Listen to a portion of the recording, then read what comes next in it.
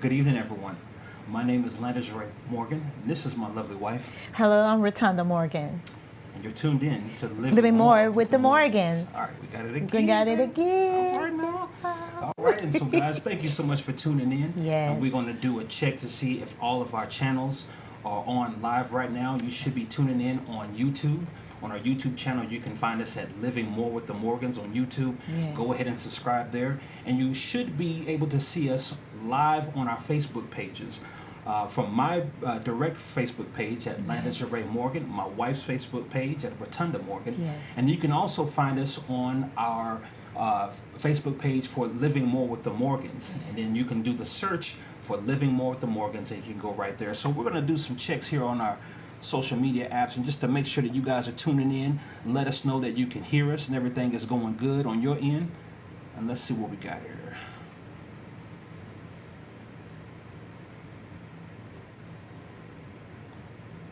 All right, you guys, let us know that you can hear us, that you can see us. Everything is looking good on your end. Yes. Everything looks good on my end. Everything sound good to you, honey? Everything is great. Everything sounds good. Yes. All right, everything you looking good. You looking handsome. No, you looking good now. Hey, We might have to cut this broadcast short All tonight. right. All right. So you guys, thank you so much for tuning in. Do me a favor. Do my wife a favor. Go Yes. ahead, share this on your wall. Share Please this broadcast on your wall, y'all.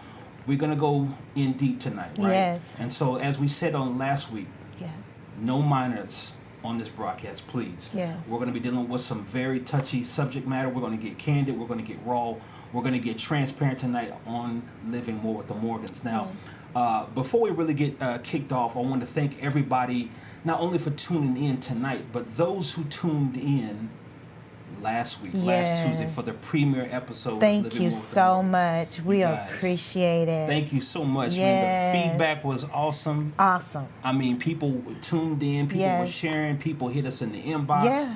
I mean, it was wonderful. The Yes. feedback from you guys was just great. And so I'm grateful to you guys. My wife is Very grateful to you grateful, guys. yes. And just for supporting Yes. the broadcast. And we want to do it bigger and better every time. Every right? time. So we're going to go ahead and start sharing on our pages, right? So if you tuned in, Patrice Snowden, Sister Patrice says that she hears us both loud and clear, and you're looking Great. good. Thank you so much, Thank sis. you so much. Our love to your husband Thank as well. you. Yes, please. And go ahead, you guys, if you tune in, share it on your wall, share it with friends. We're going to go deep in tonight because we Yes. need to.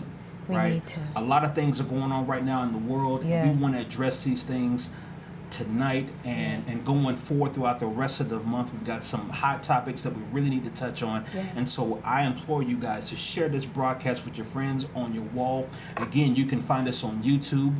Go to YouTube right now. The page is brand new. Yes. So it might be a little tough to find us right now, but you can still find us by searching Living More with the Morgans. Yes. Again, Living More with the Morgans. You can find us on YouTube. Yes. Hit that subscribe button and hit that little bell icon so you can get Yes. notifications on when we're going to go live. All right? Yes. And then you can also find us on our Facebook page at facebook.com/Living More Morgans. Yes. And you can just search on Facebook for Living More with the Morgans. Go ahead, follow us, like us, hit us up in the inbox. Let us know Yes. that you're tuned in and that that you're ready to rock and roll with us. All right. Yes. And so again, we're gonna go on Facebook. Let's just make sure that everybody is tuned in. We're loud and clear. You guys, even if you're on Twitter, I forgot about Twitter. Right. Yeah. Twitter. If yes. you're on Twitter, Periscope, you Yes. can find us on Periscope, Twitter. Yeah. And you can go to www.twitter.com/Live More Morgans. Yes. Live More Live Morgans. More. And you can type in Living More with the Morgans on Twitter, and you can find us that way as well. Yes. So again, you guys share it on your wall. We're live on about 5 channels. We're live on YouTube. Yes. And let's get it cracking. Baby, how are you Yes. feeling tonight? I'm feeling wonderful. I'm Yeah. feeling great. How are you feeling? I'm feeling good, and Yeah. I think, this episode is important. This is our It second is. episode, and it's important because the month of September just kicked off, Yes, it is. and this is the month here in America. This is the month of suicide prevention It is. awareness, Yeah. right? And you would think that in this country, it's like, man, we're dealing with suicide and Yeah. mental illness like we are. Yes. One of In an alarming rate. at an alarming rate. And that's the Right. thing. It's like America, we know America is one of the wealthiest countries. Yes. I mean, we are the world power in a lot of things, the world leader in a lot of things. Right. But then again, our people, our citizens here in America are suffering from this epidemic Yes. of suicide Yes. at alarming rates. And it's not getting better. I No. mean, the numbers are going up year by year. And it does, and it's very alarming. And you know, I did a lot of research on this and found some statistics that alarm me, quite alarming to me. But I on average, there's about 130 suicides a day.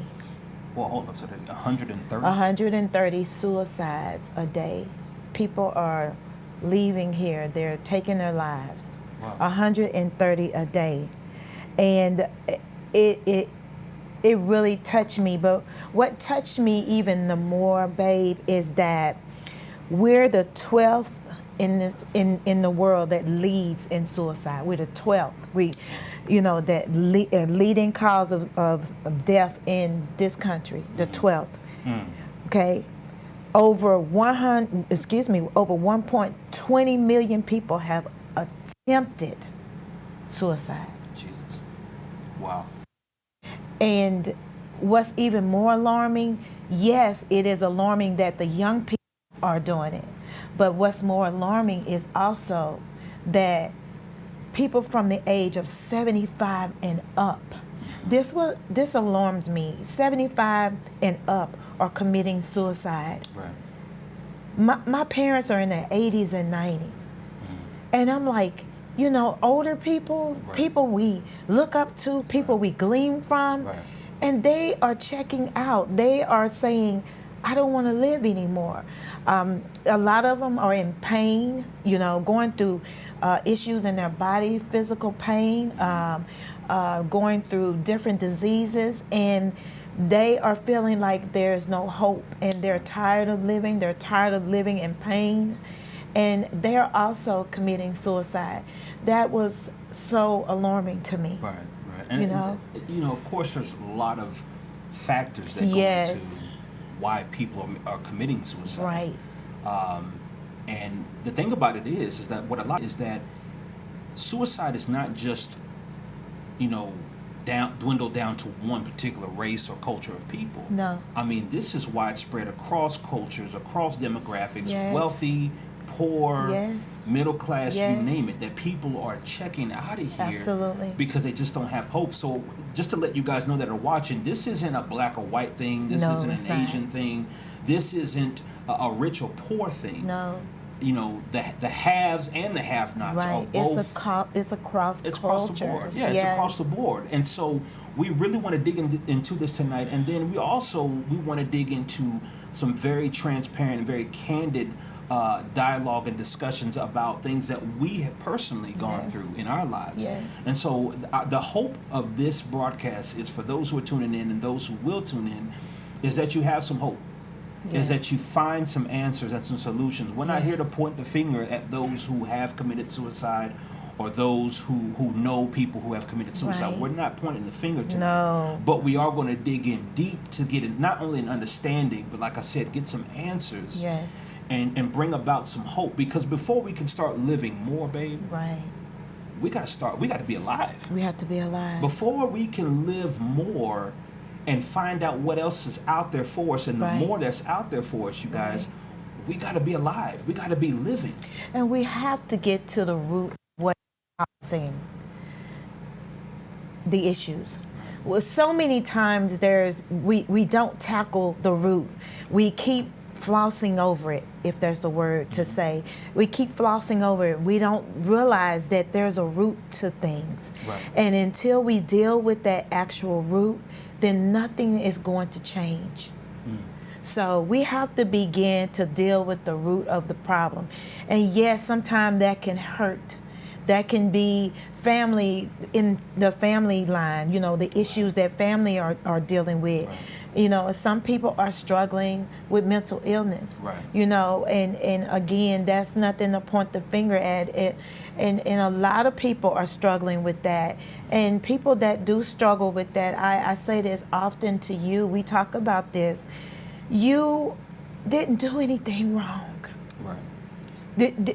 You didn't, and to get the help that you need, it's important. Right. Because you have people that are around you that want you to live. There are people around you that want to see you get the help that you need so that you can live the life that you were created to live. Right. So I just wanted to say that, that people that are struggling right now, people that that feel like there's no hope, there is hope. We're going to share our testimonies to tell you that there is hope. Absolutely. Absolutely. And here's the thing. It's people that we know. Yes. It's loved ones, family members. Yes. It's even sometimes us, ourselves. Yes. And Yes. it goes, and you guys have to understand this, it goes across religious beliefs. It does. Right? It does. It's not just the non-believers. No, it's not. It's the Christians. It's the Muslims. Right. It's the Buddhists. Right. It's every faith, every religion Right. that this is plaguing, that this illness, mental illness and suicide is plaguing every community, Yes, it is. every faith-based background, atheist or believer. Absolutely. And so why is it something that we haven't really been touching, particularly in our community as African Americans, right? So we didn't really start discussing and talking about mental illness, particularly in our community, until recently. In the past couple of years, it's been more of a widespread discussion. Right. That's right. But it's something that has been swept up under the rug for years and years, and for generations, particularly in our culture, in our community. And so we're going to dig into that. And so we're going to talk about, from our perspective, of course, as African Americans, why is mental illness so prevalent right now, right? Why are the wealthy checking out of here? Why are people with means? Why, we can kind of understand people who don't or may not, be living, their best life right now, or don't have the means. But we're talking about rich CEOs, CFOs, people jumping out of windows and ending their lives. Yes. And so we're going to talk more about that tonight, you guys. So again, if you're tuned in, this broadcast, we're going to go raw. This is not for minors. So if you're really under the age of 18, if you're young, you might want to go ahead and turn off this broadcast, or you put the kids to bed, because we're going to talk about some things that's going to be a little bit touchy, a little bit raw. But we need to dig into this, you guys. And so one of the things that spurred this conversation, this past weekend, we had the opportunity to go to a movie screening here in the Dallas-Fort Worth area. And the movie was called Stay. And it's a brand new movie, independent film. Yes. And it's produced by an amazing young woman by the name of Emma Bong Smart. Emma Bong Smart. I'm gonna get that right. Yes. And she's brilliant. She's young, you guys. She's a woman of faith. Yes. But she wrote a book, and the book ended up becoming a song, and then the song ended up becoming a movie. Yeah. And it premiered this past Saturday evening here in Dallas, and I mean, the premiere was off the chain. It was off the chain. So everybody who's watching that came out to the premiere, shout out to you guys. Yes. It was star-studded. It was red carpet. I mean, we had to jump fly on Yeah, it. we did. We had to jump fly. Yeah. We had to, suit, tie. Right. Baby was in the gown. I mean, y'all, we had to come clean. Yes. And so our discussion tonight was really jolted from that experience. It was. At that movie screening. Yes. And so we wanted to talk about suicide, and this being Suicide Prevention Month, it just inspired this broadcast for tonight. And so what we want to do, you guys, is we've got the movie trailer for Stay on our broadcast. So we're going to go ahead We're going to let you guys watch this this trailer, and you can find more information here on Facebook. You can just type in the search "Stay Film." You can go to the website. I believe it's thestayfilm.com. That's right. Thestayfilm.com, and so you can check out more information about this movie, and it's going real with some real depictions, Yes. some real storylines that people are going through when it Yes. comes to suicide and mental illness. And Yeah. so you guys, it's awesome, but we're going to go ahead and play the trailer for you guys. We want you to check us out and let us know what you think when we come back. We'll be right back.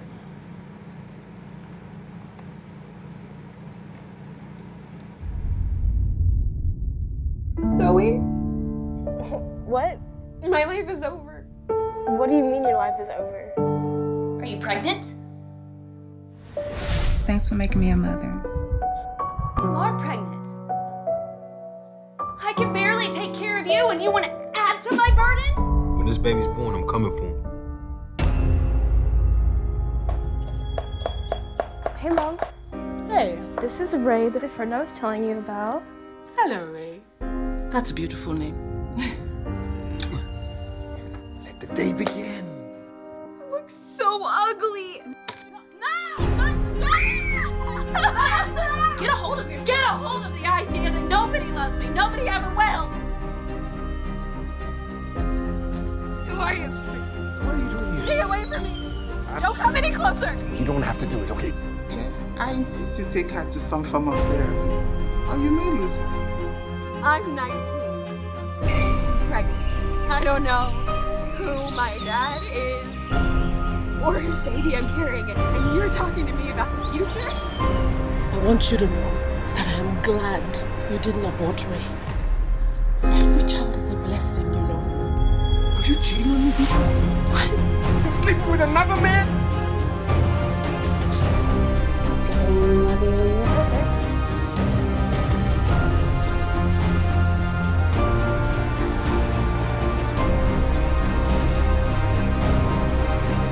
Quite depressing sometimes. You're sorry? It was your mistake that put me in this mess. You did this to me. But it can also be uplifting and worth living in spite of our bad experiences. I'm just so sorry I didn't protect you, and I just want you to know how much I love you. I love you. I love you. Hashtag beauty is not skin. Beauty is within. Now. And now breathe out.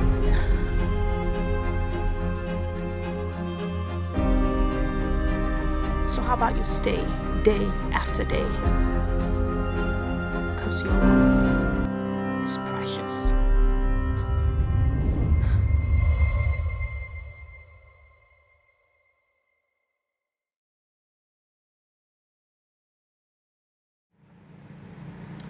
All right, you guys. So that was the independent film Stay, produced by Emma Bong Smart. And you guys, checking this movie out this past weekend, it was powerful. Yes, it was. It was emotional. Yes. I mean, I ain't gonna lie, your boy was kind of holding back some tears, you know, and a lot of those things because we could relate to them. Yes. I mean, you can identify with some of those characters and what they're going through there, you guys. And so, and then there were people here in the Dallas-Fort Worth area that were featured in that film. Well, we got a couple of people that are online tonight. We're just going to do some shout-outs real quick before we dig back into that trailer. Yes. And so, oh man, okay, my brother Ken is on. What's going on, Chief? Thank you so much for tuning in. Yes. Ada is on the line. She was one of the stars featured in the movie. Yes, and so Ada, good to see you on online tonight. Sister Patrice, absolutely. She was like one of the first to tune in. Ruby, what's going on, Ruby? Thank you so much for tuning in. Good to hear from you. Dandria Burse. Yes. Man, I haven't seen that name in a while, so Dandria, it's good to see you and hope you guys are doing well. Yes. My man Apostle Larry Peters is in the building. Yes, indeed. Good evening to you, sir. Good evening. Astrid Easter, old friend of mine from high school. Thank you so much for tuning in. Yes, she's a realtor and she does her thing. Okay. She's off the chain with it. And so I'm glad that she's tuning in. And then our very own Papa, spiritual father, Apostle Sean and Nick. Hey, what's going on, Papa? Hi, Thank you so Papa. much for tuning in. Thank you, Papa. Love you too, Ada. Love And so you. we wanted to Ada. take the time just to give you guys a shout out because you could have a million things you could be doing tonight, but you tuned in tonight. And so we're going to dig in deep. And that trailer you just saw, again, was from the movie Independent Film Study. And there were several different storylines from people of different cultures, different backgrounds, affluent and wealthy, middle class, you could consider probably poor, not as well off. And so everybody is dealing with something. Everybody's doing something that is plaguing their lives, and they want answers, and they don't have answers for it. And so one of the things for Suicide Prevention Month that we got to keep in mind is that oftentimes we are the answer. Yes. We are someone else's answer. That's right. You that are watching, Yes. you may know somebody that is struggling with life. They are struggling with their identity. They're struggling with financial issues, on-the-job issues. They're struggling with people, marriage. I mean, it could be a host of things. And their answer, their solution, most likely is going to come through you, or it's going to come through someone else that they know. That's right. Or that could kickstart the answer, right? So it may not necessarily come through you, but because you acknowledge it, because you see the signs, or because you see some of the things that are going on, hopefully you can be the one that sparks that change or provides that solution to those people. And so in this conversation tonight, like I said earlier, we want to dig in deep because a lot of times in our African American community, we kind of blew off mental illness, right? And sometimes, a lot of times, particularly in the faith base, in the Christian world, we tell people, that are depressed or they're going through, oh, you just need Jesus. You just get Jesus. And I think because we grew up with that being the answer for so long, right? People would tell us 20, 30, 40, 50 years ago, whatever, oh, you just need Jesus. Only. Right? Only. Yeah, you just need Jesus only, right? As if you didn't need any help. That Jesus, knowing Jesus and loving Jesus and going to church was going to be the end all be all. But you have to remember too, honey, that a lot of our our parents and aunts and uncles and people in the community, they didn't understand how to handle or to deal with that. So when you don't know, you will give a vague answer to something when you don't know what to say when they were dealing with it. In this country, as especially African Americans in this country, all the things that we've had to deal with and the things that we suffered, has brought on a lot of that mental illness, dealing with stress, internalizing things. Well, let's dig into that because for us as African Americans, we know the history of many of us comes from we I don't like to say that we come from slaves. No, we didn't. We don't come from slaves. No. We come from African royalty. We come from people who were builders and owners. We come from people who owned land, owned property, owned livestock, were wealthy. So we come from that stock of people. But of course, we are the descendants of enslaved people. Right. Okay. And so the issue with that in this country is that is still much of the atrocities, much of the emotional trauma that our ancestors and our grandfathers and our grandmothers and great-grandmothers went through in this country, that has been embedded and ingrained in our psychology, excuse me. Yes. And that is not only ingrained in us, but oftentimes we act out of those emotions that grandma and mama and them and papa and them went through. Absolutely. And we see a lot of the world through their eyes, through their experiences. That's right. And so what happens is we haven't really had an opportunity to deal with that trauma. And that's why we're here now. Exactly. We want to deal with that trauma because, again, living more with the Morgans, it's about living. It's time now for us, whether it be African American, whether it be Asian, whoever, it's time for us to live. Yes. It's time for us to address the issues, no matter how difficult it may look. Right. Whether you get help, there's help out there, whatever. Nobody has to know. Right. This is not saying, hey, you got to tell everybody what's going on with you. No, you don't. Nobody has to know. Go get the help you need so that you can live the life that you were designed to live. And it's such a touchy subject, though. It's honey. a touchy subject. It's such a touchy subject because, and this is just my opinion, my stance on it. It's so touchy because people don't want to portray that they have a weakness. Right. And sometimes, particularly here in America, we can be so prideful, y'all.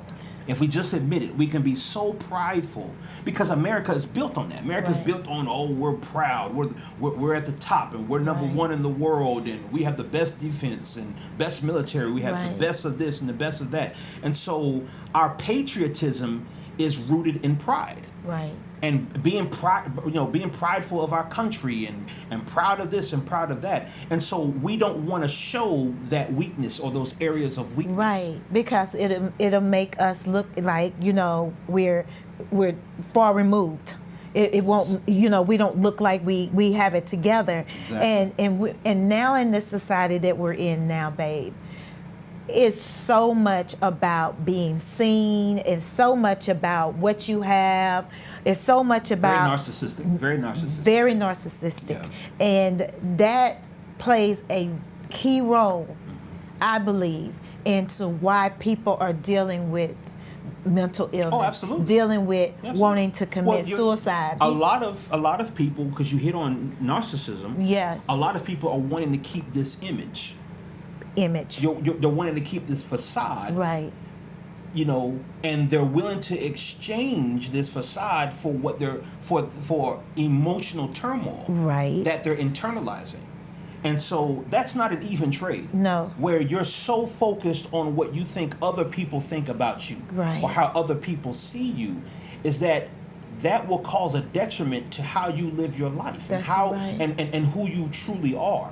And so again, we're putting up this, for lack of a better word, we're putting up this front. A lot of people are fronting, and what we used to call it back in the day, I don't know if the young kids are still calling it this, but they call it keeping up with the Joneses. Oh, keeping up with the Joneses. Right. Okay. And so you're putting up this facade, and so a lot of times you're hurting internally. Right. And you're killing yourself, and you're killing your identity because you're trying to keep up. You're trying to keep up with the latest trends. Right. Your friends might be doing Right. this or doing better than Exactly. you. They're driving this type of car, and you still driving a Pinto. Yeah. I know people ain't driving Pinto. I hope nobody. I hope nobody. If you is. Bless your heart. Right. Right. But yeah, no, and you're absolutely right. I think Right. people are trying to keep up, and they're looking at their friends, they're looking at the Yes. success of others. Yes. We have social media today, so you're looking at celebrities. That's a big issue. Absolutely. Yes. You're on Instagram, and that was one of the topics in the movie. Right. Was a young lady, and I don't want to give away the movie, but a Right. young lady who was, she had millions of Instagram followers and social media TikTok, followers, and TikTok and so yes, forth. yeah. And she goes through this transformation basically after this incident that happens in her life, where now she's got to reckon with who she is, what her purpose is. Right. But you know what? I still have value. Right. Even though I might lose these friends on TikTok and these followers on Facebook and social media, I still have value. Yeah. And so what that touches on is that not is it just older people, because you mentioned earlier in the broadcast that even elderly people, 75 Yes. and up, are committing suicide because they Yes. have no hope. Yes. But of course now we're looking at we're looking at kids as young as 10 years old are committing suicide. Right. And it's gotten so bold, you guys, where these kids are going and hanging themselves. Right. Because of the pressures of society. Exactly. Because, and one of the things with kids, Right. bullying.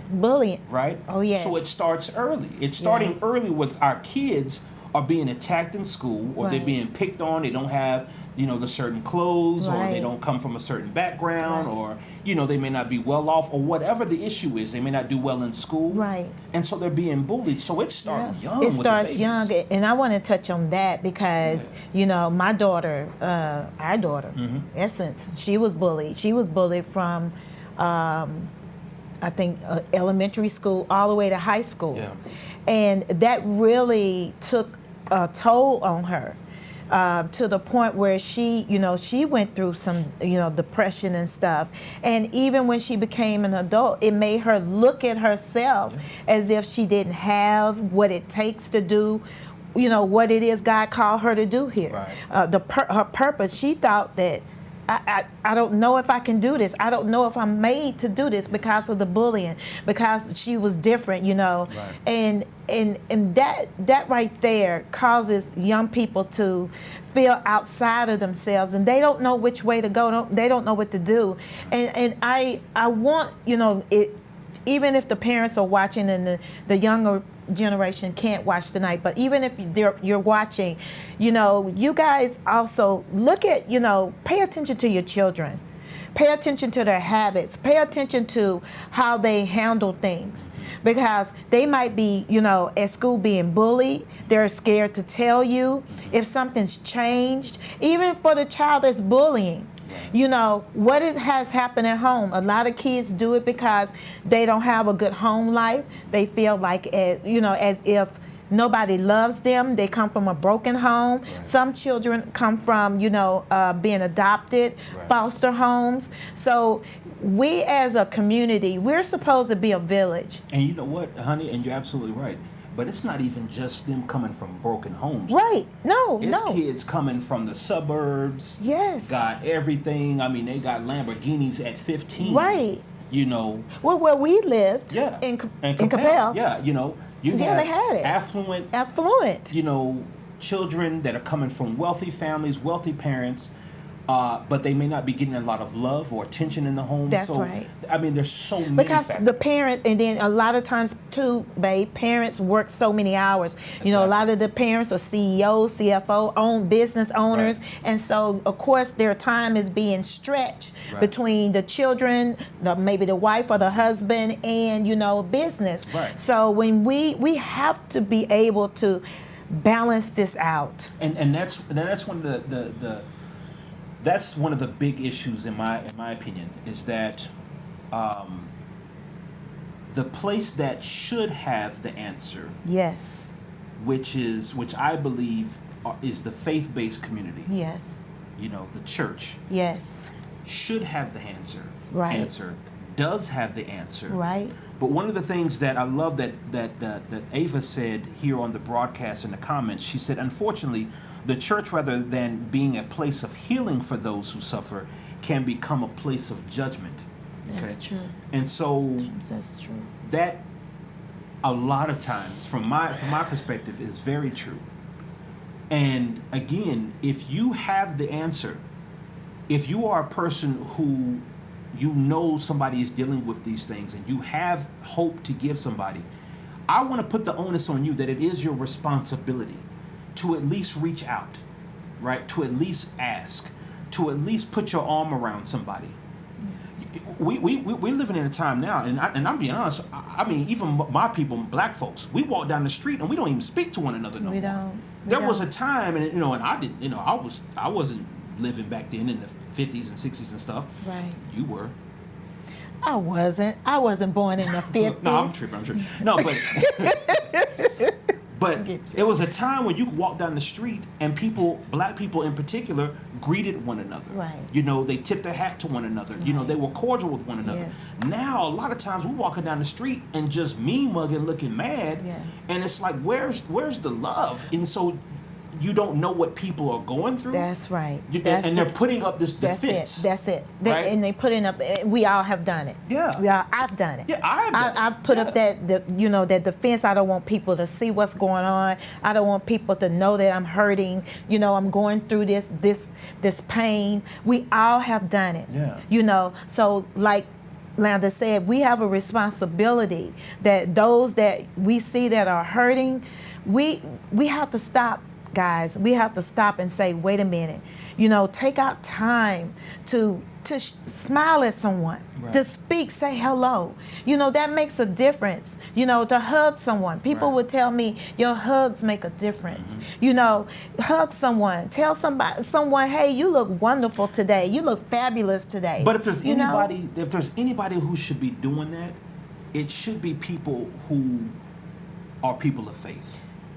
Whatever religion you are, Right. Whether you're Christian or you're Muslim, whatever. If you're a person of faith, Right. where you believe in love, right? Right. There's atheists that even believe in love and Right. show love. Right. They exhibit love. Then we should be able to discern that and see that more than anybody. True. And so for whatever reason, we're not to show love means to put down your defense and show your vulnerability. Yes. Even when you go and give somebody a hug, Yes. you're making yourself vulnerable because they could reject that. Right. They could shy away from that. That's true. And so you have to open yourself up and be vulnerable enough to say, you know what? I'm letting go of a part of me so that I can embrace you. Yes. And we have to be willing to do that in this time, y'all. I mean, like I said, we walking down the street and people are mean mugging and you Right. don't know what people are thinking. And it's like, we're not even cordial in speaking anymore. And even if they are, and speak, say hello. If they don't say hello, okay. But say hello anyway. Because like you said, babe, we don't know what people are going through. And so tonight, we want to make sure that whoever is going through whatever, that they have an outlet. Yes. They have someone they can speak to talk. They can talk to someone they can get things off their chest, so that we don't want another person in this country to commit suicide. And here's the thing. We've had enough of that. We should be so angry. Yes. If anything, we should be so pissed off that the numbers keep climbing. And if that's not making us angry, where we turn on the news every day and we see, just the other day, 2 days ago, I believe. Yes, it was. That the CFO, the Chief Financial Officer of Bed Bath & Beyond, I believe. Yes, it was. Out of his 18th story high-rise building. In New York City. In New York City, he jumps out the window. And I believe his wife was there. Yes. And he calls it quits on life. Yeah. From 18 stories in the air.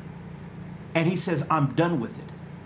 And so that's gut-wrenching. That should hurt us. It hurts. But see, we've become numb in this country. Oh, God. Because we get so much information, because we're seeing so much on social media, Yeah. because we see so much negativity that we've become numb to a lot of things. We have. And what's scary for me, honey, is the church has become numb.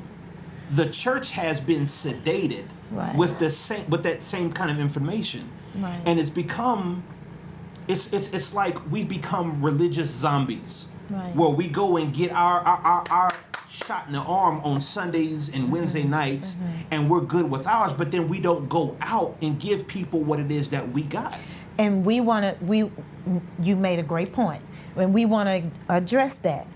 You guys, we as faith-based people, we have to stop being zombies. We have to stop with, okay, it's me, mine, and myself. Exactly. We have to stop, because people are not living. People are checking out of here, I mean, this man, and let me cut you off, honey. Sure. But this man was probably worth millions. Probably had a huge salary, Right. Annual salary. Could do anything in this world that he wanted to do financially. Right. But that wasn't the answer for him. That Right. wasn't enough for him.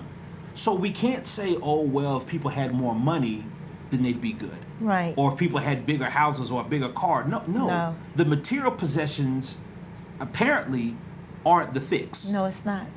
Right? No. The just having what people say, well, you need more Jesus.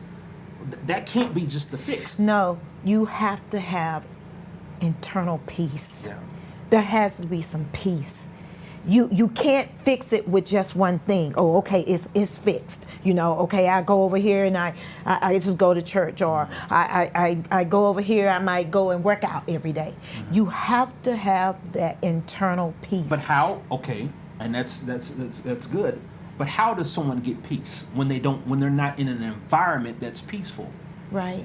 Okay. You have to look at your environment. You have to see this. But I hear what you're saying, honey. Right. But people don't know to. Okay. And so when you're and I understand the angle you're coming from is you're coming with because you know, right? And so when you give that answer, you give that answer because you know that. But there are people that are watching. There are people that are experiencing this that they don't know that. How do I get that peace?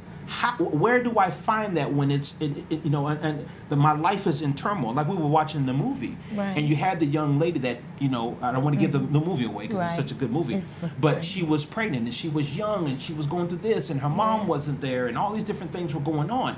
How do you find peace, right? And so we can say, and I know you didn't mean it this way, but we can say, oh, they need to find peace. They need, and people say this, oh, they need to get Jesus. Right. How? Right. Do they? And that's what I was saying. We have to get to a point. Okay, just like what we've dealt with. Right. How did we find eternal peace? Right. How did you find it? Right. You understand what I'm saying? Right. How did you find that? You have to get to a point in your life where you see everything is not going well, and you made a point of saying when you're around all these people that you can't find it. You have to get to a place, sometimes that place of brokenness, you have to say, you have to look and say, sometimes these people they're not giving me that peace. I have to, like the hotline for help for people who are suicidal. Those are outlets. So what you have to find the outlet. You have to look for an outlet. So what I think you're saying, what it sounds like to me, okay, is that peace comes from other people. That's what I'm saying. And so what I'm saying. How do you find peace in an unpeaceful situation? You have to seek out people who are in peace. You have to seek out. Right? Right. And you have to find people that give you that sense of peace, that sense of calm in the midst of the storm. Yes. And that's what, you were mentioning the hotlines, the suicide hotlines. Yes. There's somebody on the other end that is calm. Yes. Yes. That is understanding. Yes. That can empathize. Yes. With what it is that you're going through. So absolutely. To find that peace, it's in one another. It's in one another. That's what I hear you saying. Yeah, exactly. Okay. It's in one another. It's in one another. That peace is coming from, and see, that's why we need one another. And we can go to scripture. It was not good for man to be alone. No, it's not. Right? And so God intended us to be in fellowship with one another together. Right. And so we need each other. It's like that song, I Need You, You Need Me. Yes. I think it's Hezekiah Walker. We're all a part of God's family, right? Yes. And so I need you to survive. Yes. And that's what the answer is. And I'm going to say this, and I'm a dare to say this. Okay. Before I even give you Jesus, let me just give you love. Because he is love. Oh, he is. Don't get me wrong. Yeah.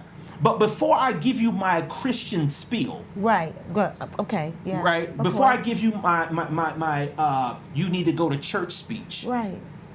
Let me just give you love. Right. Let me just exhibit love to you. Right. Let me just show you the Yeshua that I know. Yes. Because I'm not trying to convert you. Right. I'm trying to give you the answer that I know that helped me or that has helped me. That's good. And relay it to you in a way where it's broken down in bite-sized chunks where you can handle it. Right, you can digest it. Because sometimes we as believers and Christians, we can be so up here that we forget what it feels like to be down there. Right. We become immersed in the church culture and church politics and titles and the prophetic and apostolic. We become this, and we lose our identity, or we lose a part of us that remembers what it felt like to be low, Right. what it felt like to be depressed. Right. Okay, and so I think what you're saying again is our answers are in one another. And one another. But if you close off yourself, Right. if you're not approachable, if Right. you're not vulnerable, Right. if you don't open and allow me to embrace you, That's right. then guess what? I don't get my answer. You don't get I don't the get my answer. solution. Right. So we have to do that. We have to be more open.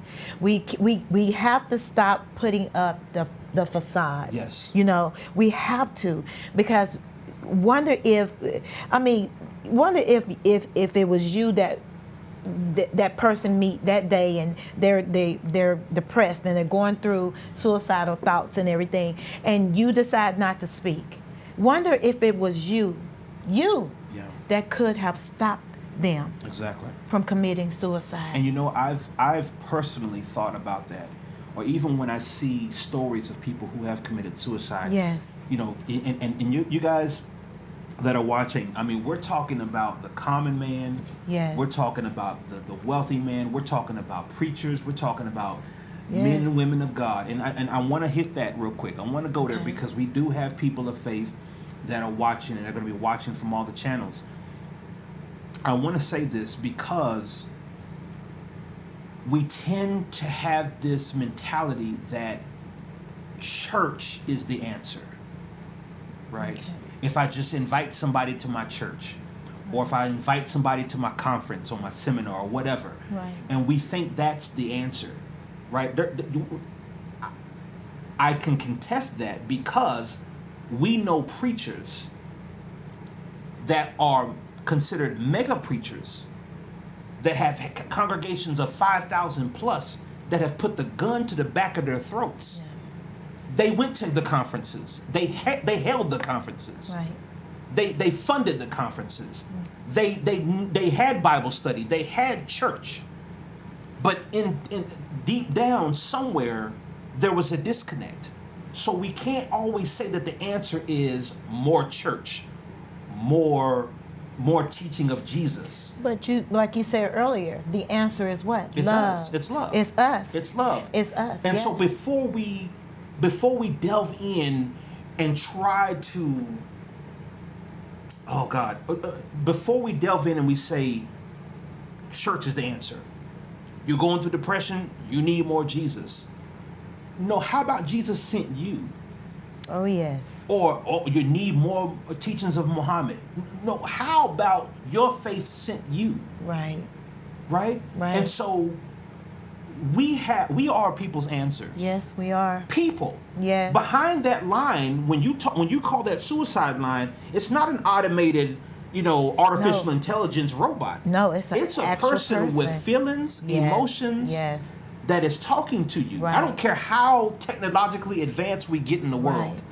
You're gonna need a person on the other side of that line. And a lot of them that are on the other side of that line, they were also victims of Absolutely. of wanting suicidal thoughts. Yeah, suicidal thoughts. Exactly. Or attempted. Right. Yeah, to commit suicide. And so you guys, we want to dig more into this. I hope you guys are enjoying it. And if you Yes. are, please go ahead, share the broadcast. Get on there. Please Again, share. we're on YouTube. If you haven't subscribed to YouTube, if you're on YouTube, Please. go to YouTube, type Yes. in Living More with the Morgans.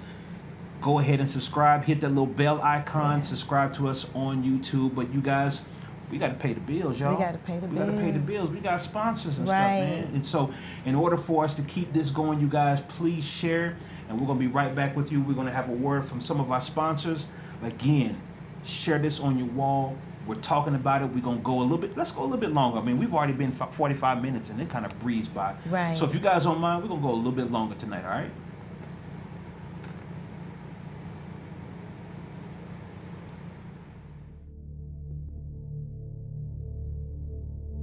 It doesn't matter what they call you.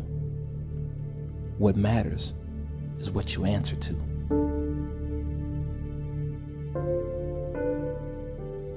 Landisheray.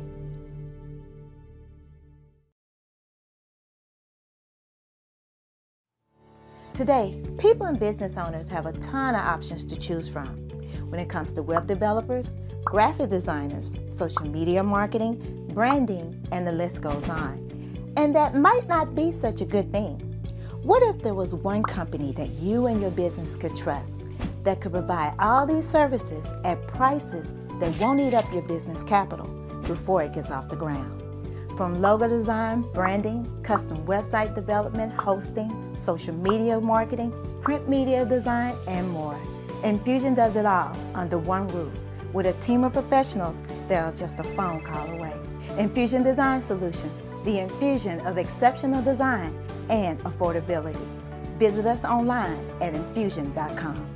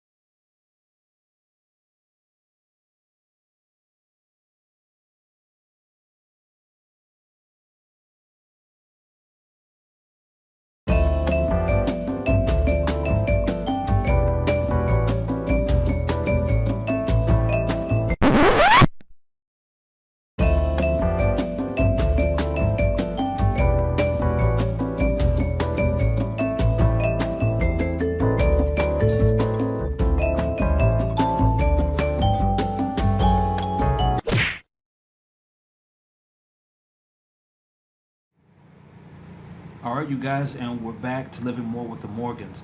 And so let's go ahead and dig into our conversation even more. Yes. And we're talking about suicide. Suicide, mental illness. Mental illness. This being the month of suicide prevention and awareness. September. And my wife you had some statistics earlier, but you have there on your screen that there is a suicide and crisis lifeline. Yes. Okay. And nowadays, you guys, it's even easier to get in contact with someone on the other end of your phone. Mm-hmm. All you have to do is simply dial 988. That's it. So just like you have an emergency and you call 911 from your phone, nationwide, you can simply dial 988. And so if you're having suicidal thoughts, if you're going through a crisis, emotional crisis, a breakdown, anxiety attack, or whatever it is that you're going through, help is just a phone call away. Right? So even if you feel like, okay, I can't trust my neighbor, or I can't trust my family members, or I can't trust, people that know me. Well, there's someone on the other end that is no judge zone. Right. No judge. These people don't know you. They don't know what you're going through unless you tell them. Right. And so find help, and you're going to find help again in people. And that person. Okay. Right. And so that number that you can dial directly from any phone, mobile phone, landline, is 988. 988. I want to say this, and when I was going through, and we're going to talk about our struggles. When I was going through, a lot of times I thought, no one loved me, no one wanted to be there for me, no one cared, and that is so far from the truth. When you're going through these types of issues and thoughts and life is handing you a bowl of lemons and you don't know what to do and which way to go, don't think that there's no one out there that doesn't care. People care. There's people that care. No matter what world we live in now, there's always somebody that cares. Right. I found that when I was going through what I was going through, and again, we are going to, talk about what we've gone through. Suicidal thoughts, attempted suicide. Yes, that's why we want this to be as transparent as it can be, because not everyone is, looking like, they're $1 million and they haven't gone through anything. Right. People have gone through things and gotten on the other side. There's life on the other side of it. And one of the things that was so funny, well, I won't say funny, but it was interesting. The other day we were talking with the executive producer of the film Stay. Yes. And her name is Emma Bond Smart, and we were talking to her on the phone. and we told her that her movie had touched us personally Yes. because we too have had suicidal thoughts at one point or another in our lives. Yes. And so what we wanted to do tonight is that we wanted to be candid and open and transparent to share with you guys, because people would some people would look at you and say, well, you've been through this, Yes. you've been through this and this and that. Oh yeah, absolutely. Absolutely. And so I don't ever want to get so high up here where you don't think that I haven't been through something. Yes. Right? Now, God has brought me through and my wife through situations where we've been through the fire and we came out not smelling like smoke. Right. Right? But we know what that furnace feels like. Yes. Right? Yes. We know how it felt to be led up to the furnace experience. Absolutely. Right? Yes. Because that wasn't no joke either. No. And so, honey, if you would, Yes. share a little bit about your story and some of the things that you went through in your bouts with suicidal thoughts and mental illness as well. Okay, and thank you for asking me. Like my husband said, we all have gone through, different situations. When I was younger, in my 20s, I moved here from East Texas. I'm originally from East Texas and moved here, got married at the age of 20. I was about 21, almost 22 years old, got married. And my ex-husband at the time, my husband at the time, but now ex-husband, he was in the military, gone overseas, just, 30 days after we were married. And that was very difficult. So during that time, 30 days after you get married, your husband, his orders changed. Now he's over in Korea, he's gone. And we're running up phone bills, trying to keep in contact, trying to, keep our marriage going. And during that time, we didn't realize, and I think I didn't realize that we were drifting apart. But when he came back, we ended up, having a daughter, having Essence. And, life I thought was going to be great. Well, circumstances came, we were young, there were some situations and some issues that my ex-husband has gone through, and I won't mention that here because that's his private. Right. But he's gone through that, helped me to know that he wasn't ready, even though I thought I was. And when I was pregnant with my daughter, we ended up separating at that time. And that was very stressful and very hard because my parents have been married, now 58, 59 years. So married, and my aunts and uncles, so I saw that growing up. So I'm like, okay, this has to work. Right. Well, during the time, it wasn't working. And I'm trying to make it work. He's doing his own thing, and we separated so many times. Well, when my daughter was born, I was like, what am I going to do? She's born, she's here, and I thought, I have this perfect marriage, this perfect life. I thought everything would work out so perfectly. And my ex-husband, began to tell me and show me, hey, I don't want to be in your life. I don't want to be here anymore. Yeah. And it devastated me. It devastated me so much that, he even began to show me he didn't want to be there by being with other women and doing other things that would cause the marriage to just, die, just go away. And so anyway, I decided during the separation, I was beginning to be depressed. I had my daughter, she was young, and I started feeling like, because people tell you, oh, you can't make it without me, nobody's gonna love you like I love you, but you're not loving me. You're loving other people, So that hurt. It hurt so bad, and it was embarrassing because, again, remember, I come from a family where my parents been married all these years, my aunts, my uncles. I saw marriage in my community. The marriage unit. Yes, I saw the unit. Right. Now, I'm not saying it was all good, but I saw the unit, and I'm thinking, I don't want that to, I don't want my daughter not to have her mom and her dad. Of course. Right. And that was hard because I'm like, why? Why can't we make it? Why can't this happen? Well, I decided that I needed to talk to someone. This is starting the beginning of depression. I needed to speak to someone, and I said to myself, you know, I literally said this, babe. Well, black people don't go to psychiatrists, you know. Black people don't have issues like this. We can't let people know that we have this issue. But somehow, some way, something in me said, go see someone. Because why? You have this baby that needs you, and you can't give up on her. And I went to talk to a psychiatrist, and she began to tell me and show me that it wasn't just so much the marriage, but it was the things that I've gone through in my childhood, the things I saw. You know, no, I haven't been physically abused or sexually abused, but there was things I saw in my parents, people in my, in my community. You know, I saw a lot of anger, you know, coming from people that were older. They were going through all this stuff, working hard. My parents are physical laborers, so they worked physically hard. And so when did it get to the point where you said, I'm done with life? I want to check out of life. When the point that happened, and this is funny you said that, that happened when I knew that me and my ex-husband were not going to be together, period. I knew that it wasn't going to happen, and I got to the point I began to be depressed.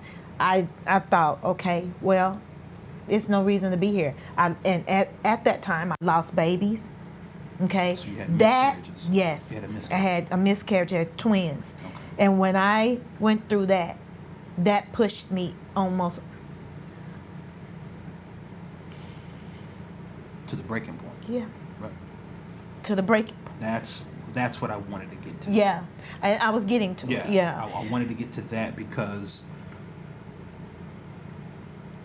there's, and not that you were trying to, but there's no pretty picture to paint. No. Getting to that point to where you want to check out of life. No. Okay. There's nothing pretty. There's nothing minute about it. No. There. It sounded as if there were extreme factors. Yes. That got you to the point to where you were saying, "There's no hope for me," even though you had, right, you know, your daughter, right, you know, and you were a career woman. Yes. At the time, you were a career yeah, woman. You were I'm an making accountant. you were an accountant. You were making good money. Yes. You know, but you were going through this tumultuous marriage. Yes. You were. You wanted the family unit. Yes. You wanted the marriage to work. Right. But it just wasn't going in the direction that you had hoped it would. It wasn't going in that direction. And when I lost these babies, let me back. I almost lost my life because during that time I had an ectopic pregnancy and I didn't know that. So I didn't know I was carrying two babies, one in the womb and one in my fallopian tubes. And when that happened, I was rushed to the hospital, with pain in my lower extremities. I couldn't feel my body. I was in so much pain that when I got there, and at that time, my ex-husband wasn't home at the time. I had just come from seeing my parents. So he finally someone told him I was at the hospital. And when he got there, I could hear him. And the doctors was telling him to calm down and all of that. Well, he helped me get through the process, but he said to me, when you get through this, I almost died. The doctors came out and said to me, we almost lost you in the operating room because they had to cut me from hip to hip to take out that tube. Yeah. And to take it out and clean me out. And all the blood that had settled in. So I almost lost my life in this. And that even made it even more. And when I was going through the recovery process, I couldn't bathe myself and all of that. And he would continue to tell me that I'm gone. So that right there, of course, pushed me even more into a point of depression and not wanting to be here and suicidal thoughts. Why don't I go ahead and do this? Why not just go ahead and leave? Somebody can take care of my daughter. My mom and dad is here. But something hit me and said, why would you leave this baby here? and without her mom. Why would you do that to her? And at that time, she's the one that helped me. The fire department even gave her a award because when I was, sick in the house, she called 911. Now, how old was she at the time? 6. Okay. So, again, that kind of centers around that your answer and that your hope came from a person. And she was only 6. She was only 6. And so had she not, your daughter, Yes. that is, had not been there, and you had gotten the love that you needed from her, when you Right. looked at her, that gave you the hope It to gave say, it to me. I can't leave here. No. Because I can't leave her. Can't. And so it was love. Yes. It wasn't a sermon. It wasn't a tape or a CD. No, it was It love. was love. Right. That snatched you and said, I've got purpose here. Right. And you know what? At 29 years old, she's still that same child. Yeah. Still so loving, so caring, such a wonderful young lady. And going through all of this, and I must say this, I don't hate my ex-husband. I pray for him. I wish him well. I mean, I had to go through that process too. I'll be honest. That was a process. But I don't hate him. I wish him well. We speak every now and then, his relationship with his daughter. He has a relationship with his daughter now. So I just want to make sure that everyone knows that, I'm not coming from a place of anger anymore. I've gone through all that. I dealt with all of that. Well, there's been healing on both sides. It's been healing on There's both been sides. healing altogether. But see, had you left here, right? Had you checked out of here and not lived to see the next chapter. The next chapter of my life, right? And so. And this is my next chapter. Absolutely, amen. Amen. Next chapter. Yeah. And so, I love that because you guys that are watching, that are struggling, that may be depressed. Yes. There's a next chapter. It is. And because you're in it now, and because it looks like, there is no hope, or it's not going to get better, I'm always going to be in this predicament, I'm always going to be in this situation, there is a next chapter. There is. And there's hope. You have to hold on. Yes. But you also have to reach out for help. Reach out. Okay? You have to talk to somebody. Please reach out. Yes. Talk to somebody. Oftentimes what a lot of people do, or what I've seen people do, is that before they commit suicide, the final act of suicide, they will go and leave a letter. Yeah. They will write a letter and they will stash it somewhere or put it somewhere that people can see, because they're saying, hey, these are my last words to you before I end it all. Right. And I want somebody who may be listening and contemplating those kinds of actions and ending it all, if you would, write that letter with a phone call. Yes. Right? And it can be anonymous. Yes. It can be calling 988 on your cell phone. Yes. Before you write that letter, make that phone call. Yes. Or make that phone call to a sibling or to a neighbor or to a friend or somebody that you feel would care. Yes. Or a friend. Yes. Somebody. But if you don't have anybody that you feel in your life will listen, make that phone call to that 988 number, because we're going to need each other.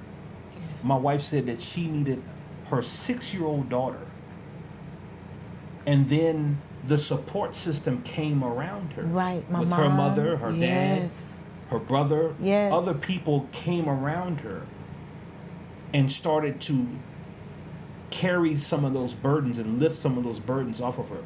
Why? Because she found out that there's another chapter after all of that. Yes. And so I appreciate you sharing your story. I appreciate, and I wanted you to get in the meat of that thing because I know the story. Yeah.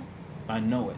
Yeah. And I wanted our audience to hear some of that meat because, again, and not that you were doing this, but sometimes we can get ashamed of what we've been through. Right, and I'm not. And I know you're not. Yes. But sometimes we can be ashamed and we don't tell it like it TI is. Right. We won't really share it all. We'll keep a lot of the nuggets Right. to ourselves. It's the nuggets that are going to help somebody. It's Right. the nuggets that are going to help that young lady. That's right. As graphic as this movie was in some places, Yes. it had to be graphic. It had to be. Because that is the truth of the matter. That's If right. you're going around talking, everybody ain't going around talking in tongues and oh, glory, hallelujah, and listen to gospel music. No. Right. You're going through some things. When you're going through, you're saying some stuff, you're feeling some stuff that is raw. Right. And that is what people need. And so our testimony has to be that same. Right.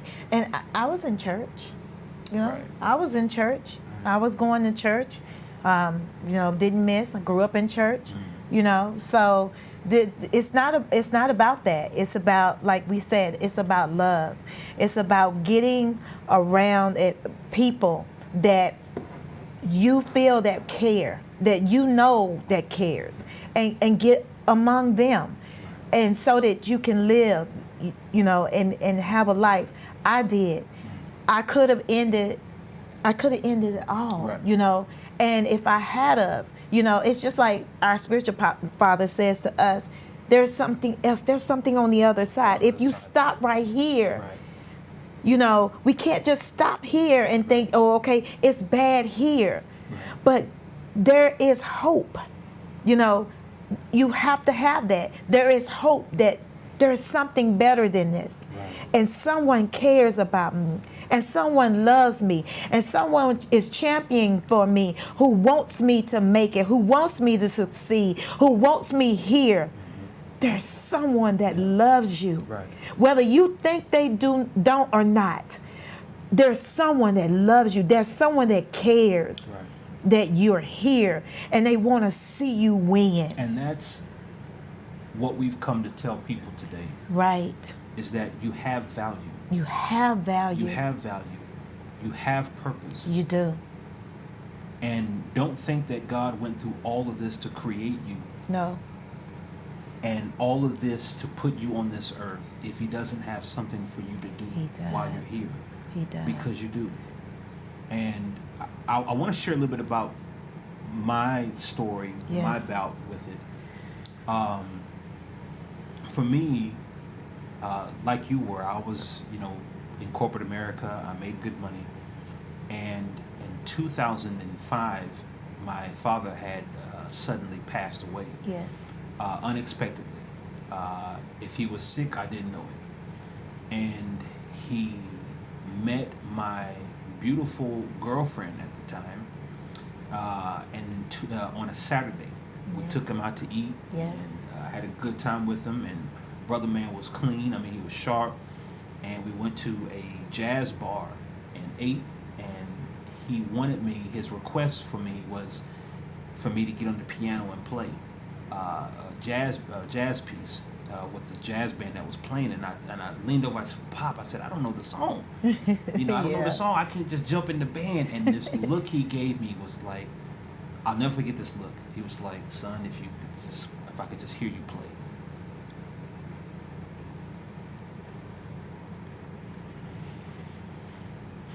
And so 2 days later on Monday, I get the call from my mom and my sister that dad was at the house and they couldn't get in the house. Yeah. And so they called the paramedics. And I'm in far north Dallas. I get on the highway and I'm jetting South Dallas in DeSoto area. And I mean, probably about 45-minute drive. I know I was there in 10, 15 minutes flat. And I get there and I don't say nothing to nobody. And you know the story of Joshua marching around the gates of Jericho, the city of Jericho, excuse me. And I just took off walking because I was like, God, you're going to raise my dad. You're going to raise my dad, you know. And I walked around the house 7 times, and on that 7th time, I just shouted at the top of my lungs. And they ended up wheeling my dad, you know, on the gurney into the ambulance, and he was gone. And I felt like I lost my best friend. I mean, my pop was my biggest fan. My biggest fan, my biggest cheerleader. I mean, everything that I believe that I can do, he put the belief in me to do it. And so while I'm going through that, I'm going through bouts of depression. And I'm going through things even in church, right? I'm going through rejection at church, right? I'm going through things that I'm seeing behind the scenes. I'm seeing people's character. I'm seeing things that just like, just irked me. Right. That I was like, why am I, and I didn't grow up in church. Right. I wasn't raised in church. So a Right. lot of this was new for me to see it. Right. And So you had all this stuff going on. I had all this stuff going on, and it just piled up on me at one time. I'm like, why am I seeing this? Right. Why am I going through this now? And to lose my father, and then I'm the baby. Right. And so I've got an older brother, I've got two older sisters, and I put the onus on me to keep the family together. Right. Right. You know, I don't know why I did, but I just did. And my brother, you know, wasn't in the best place for his life at the time. Right. Right. You know, and he wasn't really visible at that time. Right. And so my sisters, they had their own families, they had children and stuff. So I'm trying, you know, to my best to kind of keep it together, stay strong, not show any vulnerability or whatever. Right. And in that, I just broke. Yeah. The weight of it was so heavy for me that I just broke. And I remember. And you lost your sister. I lost my sister. I lost my sister, my middle sister. Yes, your middle sister. Yes. I had lost an aunt, my aunt Pilar. She was just beautiful spirit, beautiful soul. I lost her. I lost the first woman who ever spoke into my life. I didn't even know what prophecy was. Right. I didn't know none of that. I was like, what is prophecy? I couldn't spell it. I was like, what is that? Right. And this woman spoke into my life, and she told me things that nobody knew. And a couple of years later, I think in 2007, she had passed away of breast cancer. So I lost my dad. I lost this woman who had spoken into my life. I lost my aunt. I lose my sister. And I'm like, what are you doing, God? And I'm angry at God. Yeah. But here's the thing: I'm going to church. I'm playing in church. I'm a musician. I'm playing in church. I'm serving people. I'm serving God. But I'm pissed. Right. I mean, I'm angry at him. Yeah. I love him, but I'm angry. Yeah. And it was at the same time, going into 2010, I was about 2 years into starting my own business. And didn't know what I was doing, didn't have a lot of money, but I had this dream, I had this passion for business. Right. But I was struggling. Right. And we broke up. And we broke up. Yeah. We had broken up. Yeah. We had broken up a couple of times. Yes. And so our relationship wasn't the strongest. And I was just wondering, you know, like, what is going on? I'm trying to hold things together with my mom. Yeah. You know, my mom, she was strong. I mean, she was already strong, but I'm trying to be strong for her, you know. And I just broke. And I think it was at the time in 2010, I was playing with a band, the Vince Lujan band. Right. VLP, Vince Lujan Project. Yes. Shout out to Vince. Yes. And that's where I met Vandell as well. Yes. Vandell Andrew, saxophone player, phenomenal. And I was playing in this band, and at the time where I was living, Vince lived probably about a good 40, 45 minutes north from me. Right. And there was a day when I just broke. Yeah. And I can't remember it all, but I think I called my mom or someone from the house, and I told them, I'm done. I'm done with life. I'm checking out. I'm gone. I'm done. And I hung up the phone. And Vince called me. And he called me and he said, bro, what's wrong? What's going on with you? Because I think some people had reached out to him. Okay. And he said, man, what's going on with you, bro? And he could hear it in my voice. And I just told him, I said, man, I'm done. I'm done with life. I can't do this anymore. I'm just done. And he's like, bro, what do you mean done? Like, what are you saying? I said, bro, I'm gone. I'm out of here. And he's like, Landa, you're not saying this. You're not doing this. I said, Vince, I'm done. And my plan was to go where my apartment was at the time, right outside, maybe about less than 100 yards away was the highway. Right, it was, yeah. It was a tollway. Yeah. And I was going to go out there and walk in traffic. Yeah. And end it. Just somebody hit me, I'm done. I'm going to walk in traffic aimlessly. Somebody's going to hit me, I'm done. Right. It wasn't 2 minutes. Vince was on my door. Now this brother lived 45 plus minutes away from me north. Right. He had happened to be in the area yeah. when he called me. Right. And 2 minutes later, he shows up on my door. And he's like, Landon, you can't do this. They called the police. Yes. And the police have to arrest you. Yeah. They tell you that when they arrive on the scene, they have to put you in handcuffs and they have to put you in the back of the car. Yeah. And they took me to Green Oaks psychiatric ward. Yes. And family, I'm in the Green Oaks. Well, they arrest me and the police are talking to me and they're saying, you know, what's going on? Have you taken anything? I said, no, I'm telling them, no, I haven't taken anything. You know, I just wanted to quit.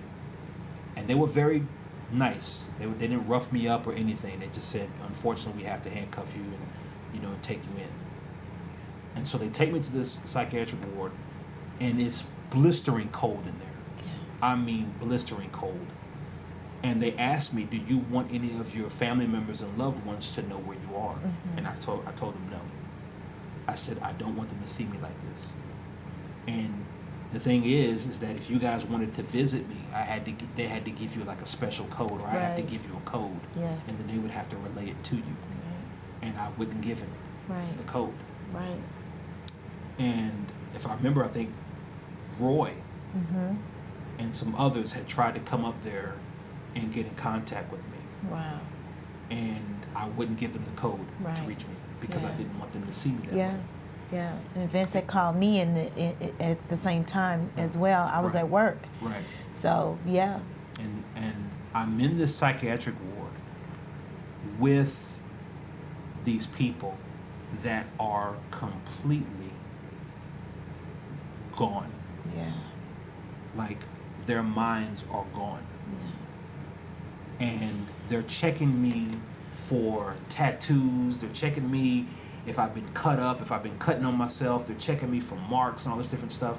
And I remember I guess the doctors or whatever were checking me, and they were like, man, you got skin like a baby. You know, and they literally told me that, like, man, you got skin like a baby. There ain't a mark on you. What's going on with you? Right. And I told them, and they said, you're not supposed to be here. You don't belong here. And they said, but unfortunately, because you are here, we have to keep you for observation 24 hours. Yes. At a minimum of 24 hours. Yes. And so I'm there, and they give me a bed, white sheets. It's blistering cold in there because they don't want you to sweat or anything. Right. And the whole time, they're showing comedies on television. And so we're laying in these hospital beds that recline, and everyone in there is watching comedy movies so they can keep your spirit up. Wow. And I remember seeing people, young and old, black and white, walking around this psychiatric ward, talking to themselves, minds totally gone. Yeah. No recollection of who they are and their existence on this planet. And the whole time, God is talking to me in my ear. And he's saying, son, you don't belong here. You don't belong here. And so I didn't get healing directly from that because I shunned people off. Yeah. I didn't want anything to do with the people. Right. But that was my healing. Yes. My healing came through the love Yes. of people. The love of people. It didn't come from me going to church. Right. It didn't come from me hearing a sermon. Right. Although it could. Oh, could. God can do it anyway. However Any way he wants to do it. Right. But for me, and for probably most people, it's going to come through direct contact with someone. Right. And so I share that, and it hurts every time to share it. Yeah. But I have more power from it now Yes. than I do pain. Yes. Because we are overcome Right. by the power of our testimony. That's right. So if we're not willing to share with others, if we're not willing to be vulnerable Right.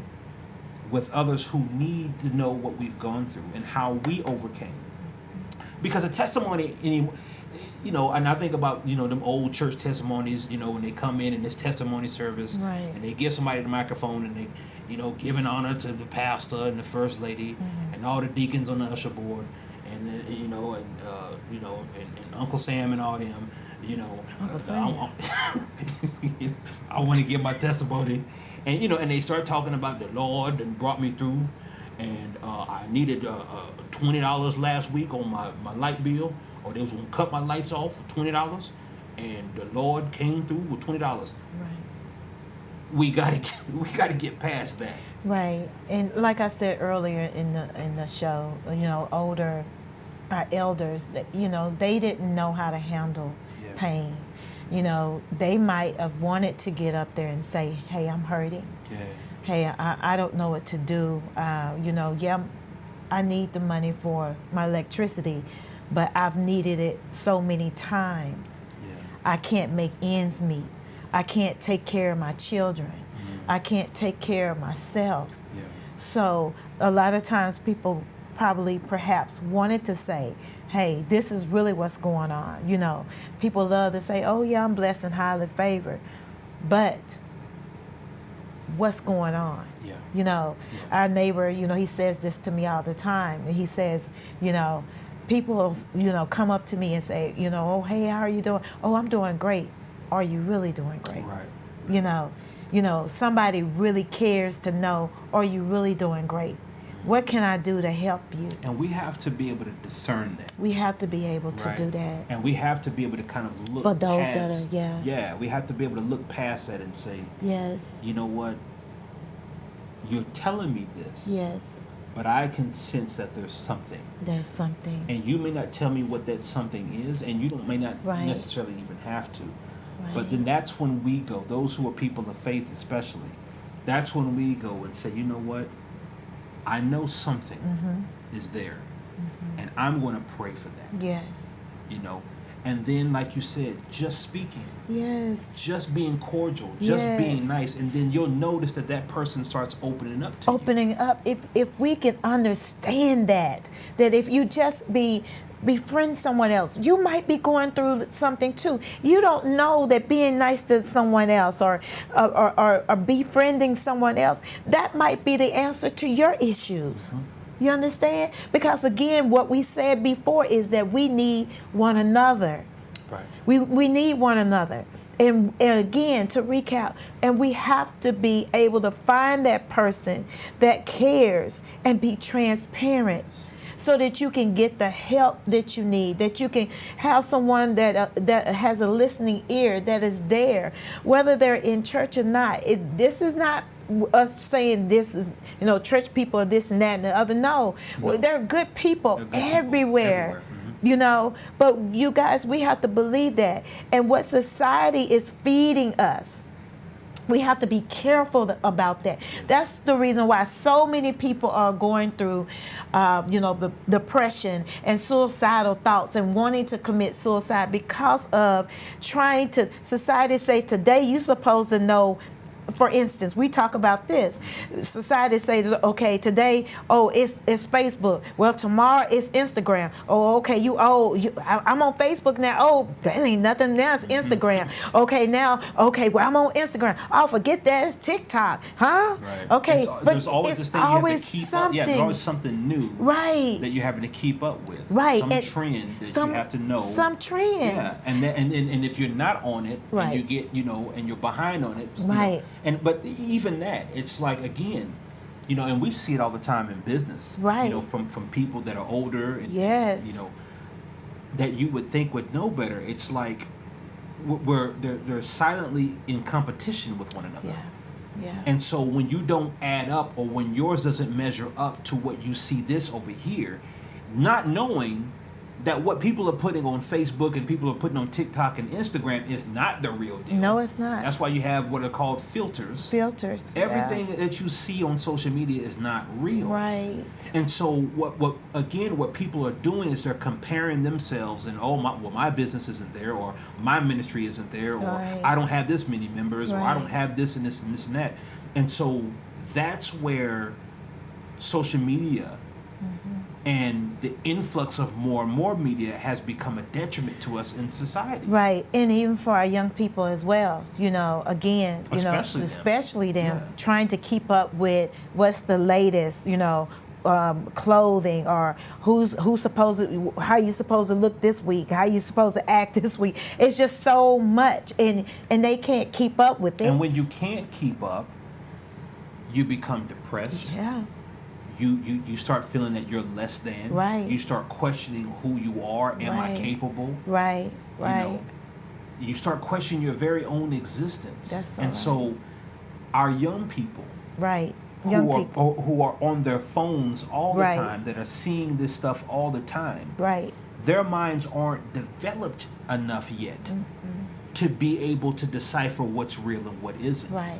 And so that's why it's important for parents who are watching. Yeah. It is important for parents to guard the minds of your children. Yes. And ward them away from all of this, the right. negativity and stuff that is on social media, is on television. And it's okay to be your child's friend, but be a parent too. Be a parent first. Be a parent first. Yeah. And get in their business. Right. Essence. Our daughter knows when she was growing up, it was no closing doors. You don't want to talk today, or you want this, or you want that, or you want to go over here. I want to know who your friends are, right. who you're talking to on the phone. You get involved. You get in their business.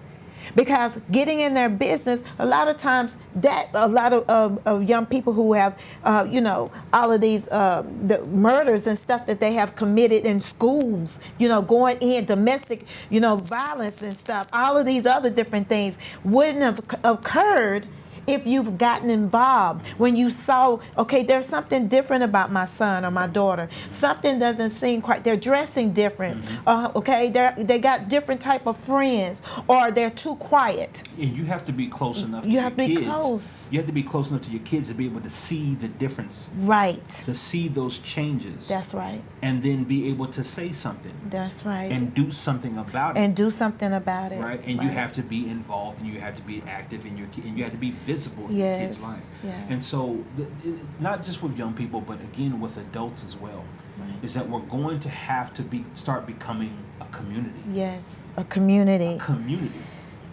Because if we're walking around here, everybody into their own thing, their own agenda, what can you do for me? What can people do for me? My own ministry, my own empire, my own kingdom that I'm trying to build, then we lose the essence of community. Yes. We lose what community is for, and that's it's vital. It's vital. It's important. So we need one another. Right. And so as we get ready to close the podcast, I want people that are watching and that will watch yes. to understand that this is real. This is serious. And you should be upset that the numbers are going up. Yes. That there's over 120 plus suicides in this country every day. That should do something to you, knowing. I think about it like this, honey. The cure for AIDS, the cure for diabetes, the cure for cancer could very well be in the grave. That's right. That's so right. Could very well That's have right. been in the mind of the young person Right. that took their life, that went and hung themselves Right. because they didn't get accepted with the click on TikTok. Right. Or could have been in the mind of the undergrad who was on their way to study medicine. Right. But because they couldn't afford to get through school, or they couldn't afford the payments, or they couldn't afford the rest of their education, went and jumped off the bridge because it got, maybe that person was carrying the gift of medicine that would have cured cancer in this That's world. so true. And that's why there's no one that's is at waste to be wasted. Nobody's to be wasted. Yeah, no one. Nobody. No one. So we, again, like you said, that in the grave, there could be the cure for. And you don't get that back. You don't get it back. You don't get that back. So that's why we want to talk to people now that are still here. You have everything God has given you to do all these things He's put you here to do. I want you to know that you're loved, that someone cares. I want you to reach out, talk to someone you trust. Yes. Don't just give up, because it can hurt so many people. Don't give up, because we here are championing you to live. Yes. To call the hotline, call 988. If you have to talk to someone, if it's just too much, at least try. Please, I'm begging you. I'm reminded of the comedian Robin Williams. Yes, a great comedian. Great comedian. Grew up with him. I Great loved actor. him. Yes. Hilarious. Yes. I remember the television show when I was a kid, Mork and Mindy. Yes. And I remember he also did Popeye. Yeah, the movie he did. Popeye. He did, yeah. And Popeye was my favorite. Yeah. But I remember Robin Williams. Yeah. And to hear of his passing, to know that this man brought laughter and joy through his movies and through his roles to people around the world. Right. And to know that he took his life with leaving children, Yeah. leaving a family. That's right. And he took his life. And every time his children watch one of his movies or see one of his stand-up comedy hours, Right. Right. they have to remember the pain of how he left this planet. And I would implore you that are watching that if you feel that it's gotten that bad in your situation to where you need to leave this earth, I would beg of you, as a man who doesn't know you, Yes. I would beg of you to truly, please reconsider. Because there is a next chapter. There is. After the pain, after the struggle. I'm a living witness to it. My wife is a living witness to it. I wanted to quit. Many times I have wanted to quit. Yes. I've wanted to quit business. It has gotten so dire and so ugly with finances and money that I've wanted to say I'm done with it all. Yes. But I implore you, those who are watching, that there is more. There is more. There's more life. There is more. There's more love. There is. And there's more in store. Yes. All you got to do is keep living. That's right. But in order to keep living, you got to be alive. And people need you here. They need what you carry. That's right. They need how you carry it. That's right. Nobody else can do you like you. Right. And just because you might be in a situation right now where you can't be the best you or bring out the best in who you are, that doesn't mean that there's not going to be a time in the future where you won't be able to, because you will. I wasn't my best person I wasn't the best of me in 2010 when I wanted to end it all. But I would have never seen the 2022 me if I would have ended it 12 years ago. So we implore you, Yes. keep living Keep living. and get to the next chapter. Yes. Because after the next chapter, there's another chapter. And then there's another chapter. Those who are struggling with sickness, illness in your body, Yes. there's another chapter. Even healing can take place in your body. I don't care if it's stage 4. That's right. I don't care if the doctors have said, hey, we've done all we can do. I don't care. That's right. There's another chapter where you don't have to take your own life before it's time. Yes. Because someone else that's here, they need you here. Yes. They need your wisdom. Yes. They need your love. Yes. They need your presence. Yes. Because you were put here for a purpose. That's right. And we need each other, fam. That's right. And I don't care what nobody says. I don't care who's on the who's list. I don't care who's at the top of Forbes magazine. Self-made, self-this. No, we need each other. Yes. Those people on the top of those self-made lists, I guarantee you, they need people. That's right. They need other people That's right. to help them get to where they are. Yes. None of us can do this alone. None of us can be successful alone. None of us. None of us. And so we come to you guys tonight Yes. saying thank you for Thank tuning you. in. Thank you. This was tough subject matter, but I think it needs to be. Mm. Every now and then, we need some tough subject matter. Yes. We need some things that's going to cut deep Right. and surgically remove the negativity, the ugly stuff Yes. that is causing more pain.